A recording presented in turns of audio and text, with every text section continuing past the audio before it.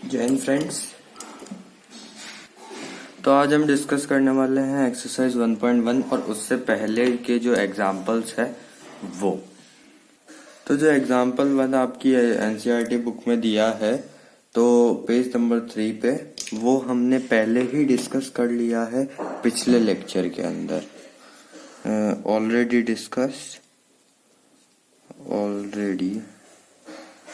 Discussed in second lecture. तो ये हमने पिछले वाले लेक्चर में डिस्कस कर लिया था।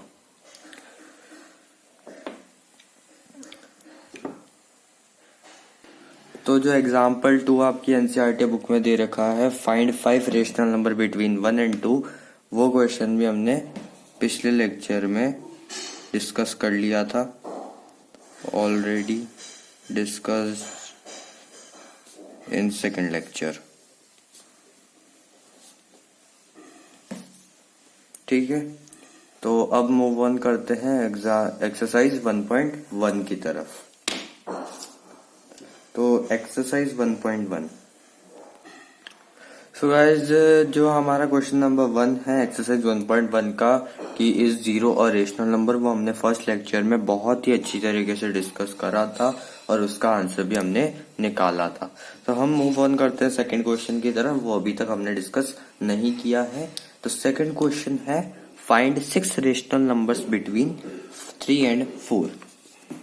6 रेशनल नंबर को क्यू से डिनोट करते हैं, बिटवीन 3 and 4। ठीक है, 3 and 4 के बीच में 6 रेशनल नंबर निकालने हैं। सबसे पहले मैंने बोला कि जो रेशनल नंबर नहीं है उन्हें रेशनल नंबर बना दिया जाए। तो अब ये इन्हें रेशनल नंबर बना देते हैं अपॉन 1 और अपॉन 1 करके। अब सबसे पहले दूसरी चीज हमारे को देखनी है, इनके डिनोमिनेटर सेम होने चाहिए। इनके डिनोमिनेटर सेम है तो हम यहाँ पर क्या मल्टीप्लाई करेंगे, 6 जितने हमारे को निकालने हैं उसमें plus 1 is equal to 7। 7 multiply कर देते हैं, 7 दोनों तरफ 7 मल्टीप्लाई कर देंगे, इधर भी दोनों तरफ 7 मल्टीप्लाई कर देंगे। 3 7 0 होता है 21 और अपॉन 7 एंड 4 7 0 होता है 28 अपॉन 7।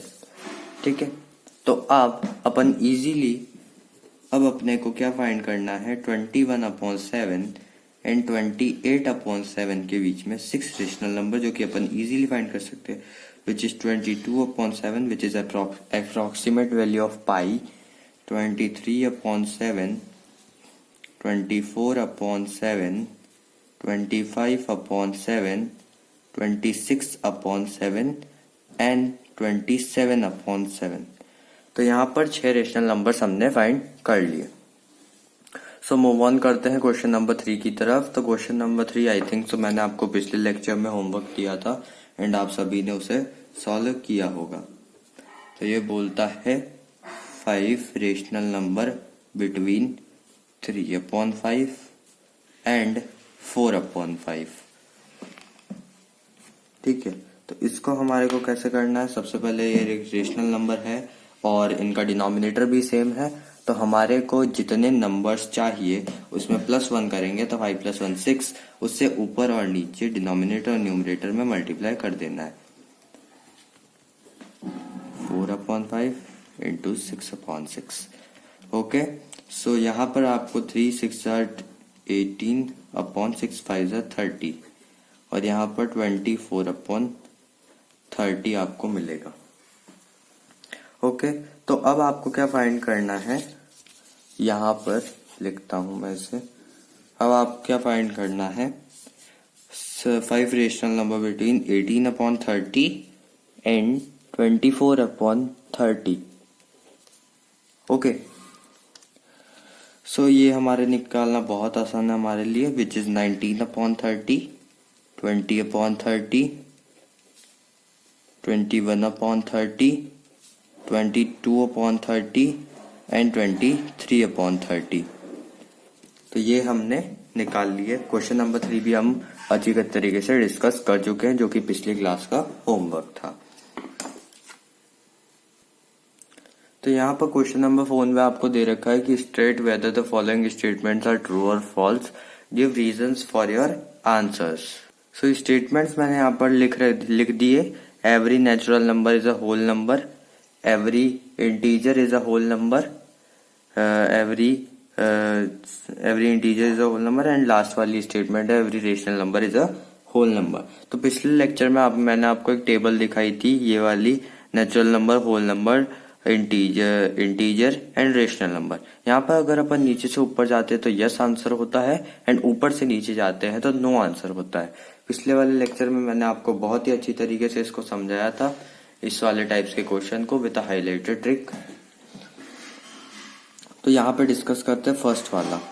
ये जा रहा है नीचे से ऊपर, यानी कि होगा तो इसका answer yes. Every natural number is a whole number, yes, इसका आंसर यस होगा, बिकॉज होल नंबर के अंदर 0 के बाद से नेचुरल नंबर ही आते हैं। तो फॉल्स वाले में ही अपने को रीजंस देना है। ट्रू वाले, इसका भी वैसे मैंने रीजन बता दिया, क्योंकि 0 के बाद ही से अपने नेचुरल नंबर शुरू हो जाते हैं। सेकंड क्वेश्चन है every Z is a W which is every integer is a whole number. तो यहाँ तो ऊपर से नीचे आ रहा है, तो इसका आंसर तो होना चाहिए नो। नो क्यों होगा? बिकॉज जो इंटीजर्स होते हैं उनमें नेगेटिव नंबर्स भी होते हैं, जबकि होल नंबर 0 से 0 प्लस पॉजिटिव नंबर ही होते हैं। यहाँ पे शॉर्ट फॉर्म लेकर रहा हूं, because z contains negative number also. ठीक है। यहाँ पर third question, every Q is W which is every rational number is a whole number. तो यहाँ भी ऊपर से नीचे आ रहा है, यानी कि आंसर तो इसका नो होगा। ऐसा क्यों? क्योंकि रेशनल नंबर के अंदर अपने इंटीजर भी आते हैं, जो कि यहाँ पर एक रीजन तो ये हो गया, और दूसरा रीजन ये कि इसमें p बाई क्यू वाले आते हैं। Also contains number written in form p by q। तो ये फर्स्ट पॉइंट हो गया एंड ये सेकंड पॉइंट हो गया। तो बस इतना ही था एक्सरसाइज 1.1 में। Thank you for